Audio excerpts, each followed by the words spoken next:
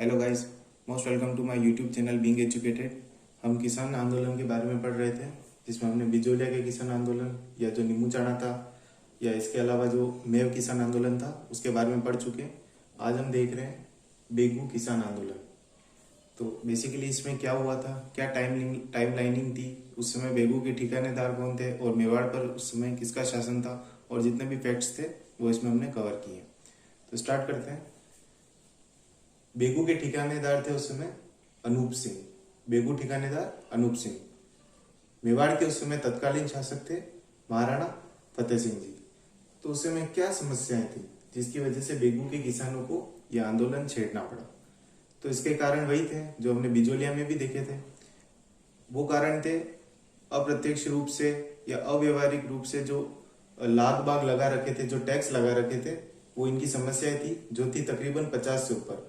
50 से भी ज्यादा इन्होंने लाग बाग या टैक्स लगा रखे थे, जिसमें हमने जैसे जानते हैं अंग लाग में मैंने बताया था 5 साल से ऊपर जो भी किसी भी फैमिली में कोई भी है तो उस पर टैक्स लिया जाता था।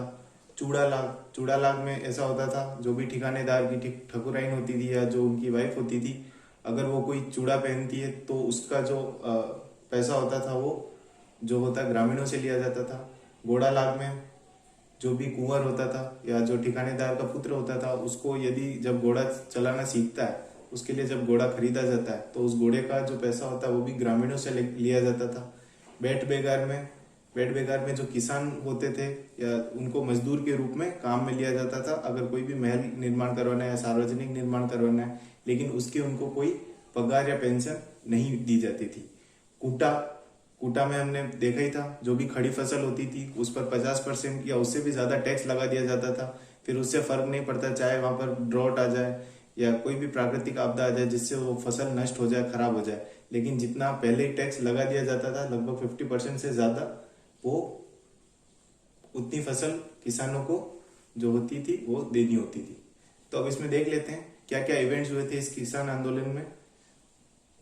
सबसे पहले देखते हैं 1921 में भैंसकुंड, जो कि मेनाल में पड़ता है। तो मेनाल बेसिकली जगह कहाँ है? ये है अपने चित्तौड़गढ़ और भीलवाड़ा। चित्तौड़गढ़ और भीलवाड़ा की ये जो बॉर्डर है, ये जो सीमा है, यहाँ पर ये पड़ता है मेनाल, और इसी मेनाल में पड़ता है भैंसकुंड। तो यहाँ पर एक सभा होती है, किसानों की सभा होती है कि आखिर इस परेशानी से कैसे निजात पाया जाए। तब वहां पर बात उठती है कि जितने भी किसान होते हैं ये सभी विजय सिंह पथिक से प्रेरित होते हैं। जिस तरीके से विजय सिंह पथिक ने बिजोलिया का मोर्चा संभाला था, ये सभी उनसे प्रेरित होते हैं और ये चाहते हैं कि विजय सिंह पथिक भी बेगू में इनका नेतृत्व करें। तो इसी के लिए एक प्रतिनिधिमंडल भैंसकुंड से अजमेर जाता है। इन किसानों द्वारा एक प्रतिनिधिमंडल बनाया जाता है जो भैंसकुंड से अजमेर जाता है। अजमेर क्यों? क्योंकि उस समय जो विजय सिंह पथिक थे वो अजमेर के आरएसएस, जो राजस्थान सेवा संघ का कार्यालय था, वहां पर मौजूद थे। उनसे मिलने के लिए, उनसे भेंट करने के लिए वे अजमेर जाते हैं। तो विजय सिंह पथिक उनकी बात सुनते हैं और राम नारायण चौधरी को उनका दायित्व संभालने को कहते हैं। तो राम नारायण चौधरी जो होते हैं वो मेवाड़ की ओर बढ़ते हैं। बेगू में वे मिलते हैं किनसे? दामोदर लाल से। राम नारायण चौधरी दामोदर लाल से मिलते हैं और दामोदर लाल उस समय थे मेवाड़ के दीवान। लेकिन यहां से कोई रिजल्ट नहीं मिलता, किसी भी प्रकार का जो लाग बाग है वो खत्म नहीं किया जाता।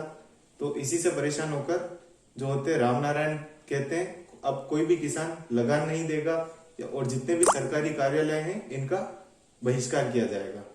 तो अल्टीमेटली 1921 में पहली सभा होती है बेगू के किसानों द्वारा, भैंसकुंड में होती है, मेनाल में। वहां पर विजय सिंह पथिक को प्रतिनिधि चुनने के लिए एक प्रतिनिधि मंडल भैंसकुंड से अजमेर की ओर जाता है, जहां पर विजय सिंह पथिक राम नारायण चौधरी को इसका दायित्व देते हैं कि बेगू के किसानों का जो भी परेशानी है वो आप देखेंगे। राम नारायण चौधरी जो होते हैं वो मेवाड़ के दीवान दामोदर लाल से मिलते हैं, लेकिन कोई उससे हल नहीं निकलता। अल्टीमेटली राम नारायण चौधरी के नेतृत्व में कोई भी किसान लगान नहीं देता और सरकारी कार्यालयों का बहिष्कार किया जाता है। तो ये होती पहली सभा। 1922 में देखते हैं। 1922 में अगली सभा होती है मंडावरी में। इसमें इतना से पॉइंट है कि वहां पर जो सभा होती है, वहां पर जितने भी अनूप सिंह के कर्मचारी होते हैं या जो भी सरकारी अफसर वगैरह अधिकारी होते हैं, उनके द्वारा जितने भी किसानों को पीटा गया। तो ये था 1922 की एक छोटी सी घटना। अल्टीमेटली जून 1922 में अजमेर में अनूप सिंह और किसानों के बीच में समझौता हो जाता है। इस समझौते में जो विजय सिंह पथिक होते हैं वो मध्यस्थता करते हैं, वो दोनों के पक्ष रखते हैं और अल्टीमेटली यहाँ समझौता था। लेकिन फतेह सिंह जी जो है, जो कि मेवाड़ के शासक हैं, वो अनूप सिंह जी से नाराज हो जाते हैं। नाराज होने का कारण यही है कि यदि सभी ठिकानेदार इसी तरीके से व्यवहार करेंगे और जो अपनी जनता को है उनकी बातें आसानी से सुन लेंगे, तो धीरे धीरे जो राजस्व है वो भी कम हो जाएगा और जो सत्ता है वो भी हाथ से निकलती चली जाएगी। इससे नाराज होकर अनूप सिंह को उदयपुर में कैद कर लिया जाता है। अल्टीमेटली मार्च 1923 में बेगू में मुनसर मात बैठा दी जाती है। तो ये मुनसर मात क्या है? मुनसर मात में बेसिकली होता है एक मुंसरिम। मुंसरिम होता है मेवाड़ का राजस्व अधिकारी।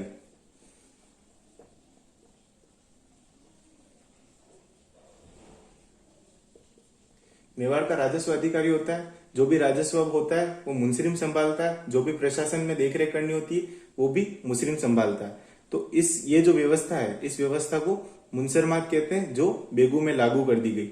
और वहां पर जो मुंसरिम था वो बनाया गया अमृत लाल को मुंसरिम बनाया गया। नेक्स्ट हम देखते हैं जून 1923। जून 1923 में एक दिखावे के तौर पर कि हाँ, महाराणा कुछ सुनना चाहते हैं किसानों से, उनके जो दुख है उसको दूर करना चाहते हैं, इस दिखावे के रूप में ट्रेंच को भेजा जाता है। ट्रेंच कौन है? तो ट्रेंच है सेटलमेंट ऑफिसर।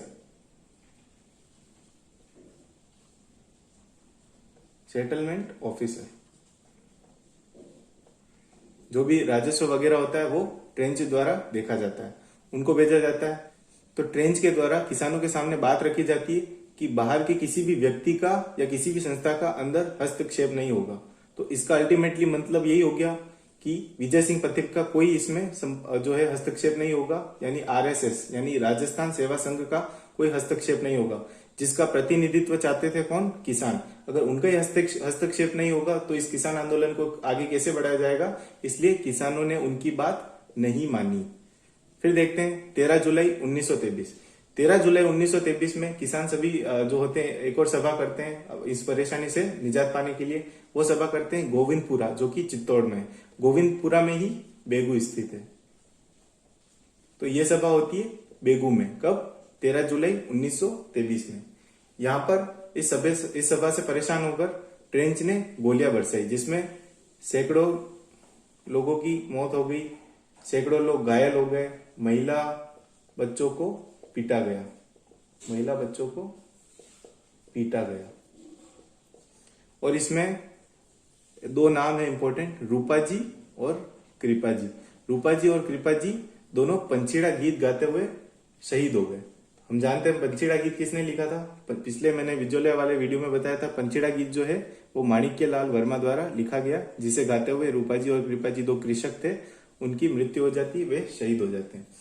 इस बात से नाराज होकर वीएसपी जो है विजय सिंह पथिक, वे अजमेर से बेगू आते हैं, लेकिन मेवाड़ में उनका आना अलाउड नहीं था। विजय सिंह पथिक का मेवाड़ में आना अलाउड नहीं था, इसलिए विजय सिंह पथिक को गिरफ्तार कर लिया जाता है सितंबर 1923 में।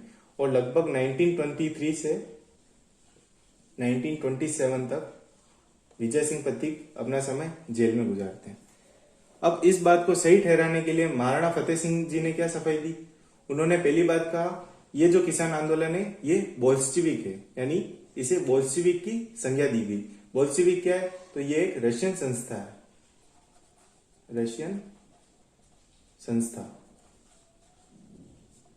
इस रशियन संस्था का काम क्या था कि जितने भी किसान थे उनको एकत्रित करना था, किसानों को सत्ता के विरुद्ध एकत्रित करना।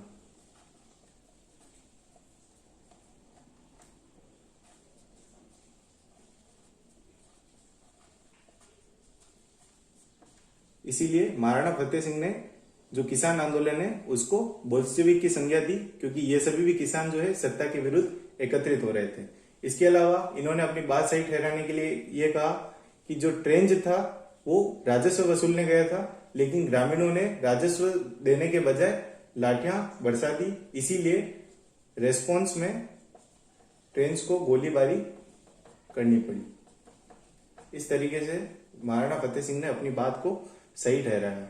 अल्टीमेटली क्या होता है, 1925 में फाइनली 34 प्रकार के लाग बाग जो थे उन्हें समाप्त कर दिया गया।